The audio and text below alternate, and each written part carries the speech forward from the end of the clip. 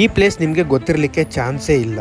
ರಾಮ ಸೀತೆ ವನವಾಸದಲ್ಲಿದ್ದಾಗ ಕೆಲ ಕಾಲ ಇಲ್ಲಿ ತಂಗಿದ್ದರು ಅಂತ ನಂಬಿಕೆ ಇದೆ. ಇಲ್ಲಿ ಪಟ್ಟಾಭಿರಾಮನ ವಿಗ್ರಹವಿದೆ. ಇದನ್ನು ಸುಗ್ರೀವನಿಂದ ಪ್ರತಿಷ್ಠಾಪನೆ ಮಾಡಲಾಗಿದೆ ಅಂತ ಹೇಳಲಾಗುತ್ತದೆ.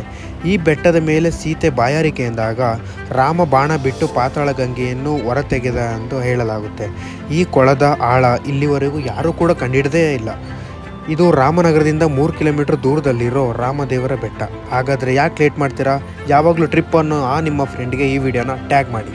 மனிதர் உணர்ந்து கொள்ள இது மனித காதல் அல்ல.